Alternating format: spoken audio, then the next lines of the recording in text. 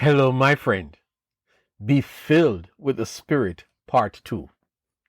Yesterday, we kicked off an exciting conversation between us based on an important instruction that says, be not drunk on wine which leads to debauchery.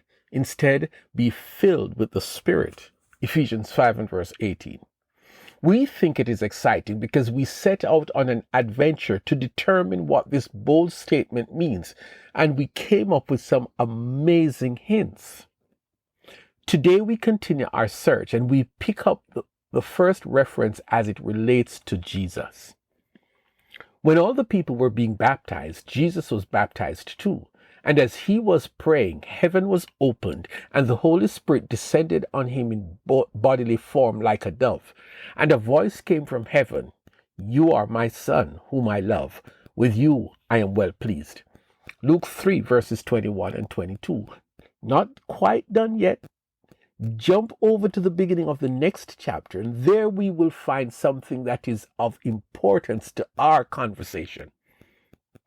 Jesus, full of the Holy Spirit, left the Jordan and was led by the Spirit into the wilderness, where for 40 days he was tempted by the devil. He ate nothing during those days, and at the end of them he was hungry. Luke 4, verses 1 and 2. I'm telling you, man, we're getting closer to figuring out the answer to the question. What does it mean when you are filled with the Spirit? The new church in Jerusalem was fast becoming a mega church, and they had a ministry of distribution of food to less fortunate people in the church. But as you can guess, things didn't always run as smoothly as desired. And so the apostles had a meeting with the congregation and said to them, "Brothers and sisters, choose 7 men from among you who are known to be full of the Spirit and wisdom. We will turn this responsibility over to them and will give our attention to prayer and the ministry of the word." Acts 6, verses 3 and 4. A ministry was being created in the church to distribute foods, and the main requirement is that each of the 7 men who they will select must be known to be full of the Spirit. That is some interesting qualification for men who are going to be handing out food stuff. Anyway, one of the men chosen was a young man named Stephen. He was tough and one who knew about Jesus, but would always get into debates with the religious leaders in Jerusalem. But Stephen was never defeated in any of these arguments.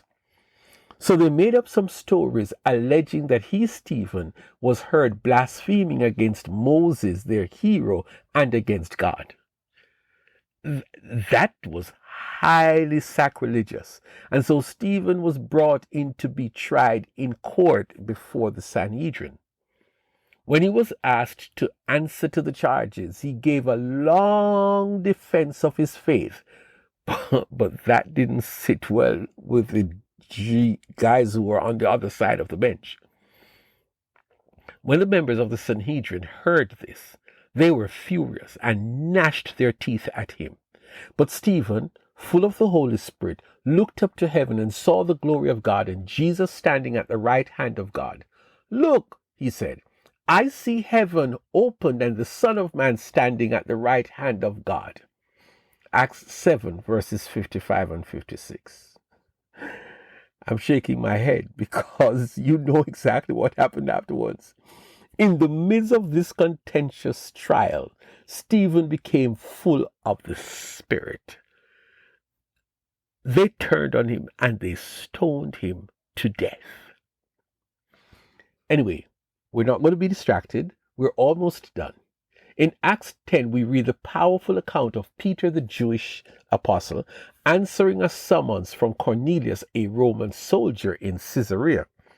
He was told by an angel to send for Peter, who was staying in Joppa. Peter forced himself to go to Caesarea, where he preached the gospel to a bunch of Romans. But you must hear this one. While Peter was still speaking these words, the Holy Spirit came on all who heard the message. The circumcised believers who had come with Peter were astonished at the gift of the Holy Spirit had been poured out even on Gentiles, for they heard them speaking in tongues and praising God. Acts 10:44-46. Did you see that? Well, it is not quite the exact words of be filled with the Spirit, but it's similar, telling us that the Holy Spirit was poured out over these Gentiles. These Romans, they became filled with the Spirit, and to the Jewish entourage that had accompanied Peter, they were surprised because this feature of the Holy Spirit they thought was meant only for Jews. But right before these Jews, they witnessed some people from Rome who are Gentiles being filled with the Spirit. I have one more. One last reference, and it has to do with a young convert, Saul of Tarsus.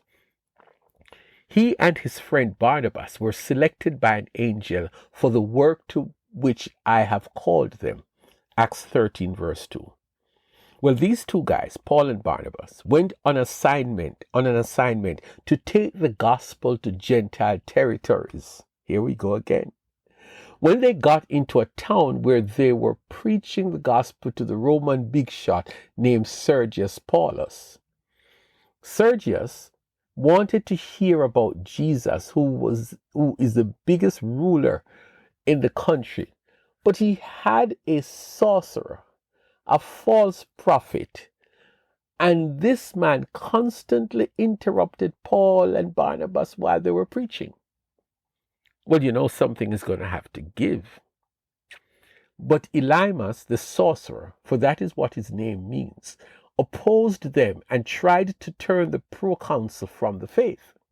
Then Saul, who was also called Paul, filled with the Spirit, looked straight at Elymas and said, "You are a child of the devil and an enemy of everything that is right. You're full of all kinds of deceit and trickery. Will you never stop perverting the right ways of the Lord?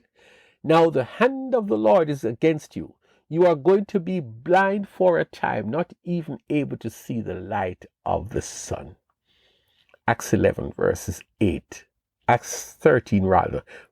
8-11. I'm just about ready to put it all together and attempt to answer our question, what does it mean to be filled with the Spirit? But we run out of time. This has to be important, and I don't want to rush it. One thing I want to drop into your mind at this point. I believe that if you are filled with the Spirit, then it is a strong indicator that you are walking in the Spirit and not fulfilling the lust of the flesh. So, my friend, let me invite you to wait for one more day when we come upon part 3 of this great search for meaning exercise. I promise you, the next time we meet, we are going to figure it out. What does it mean to be filled with the Spirit?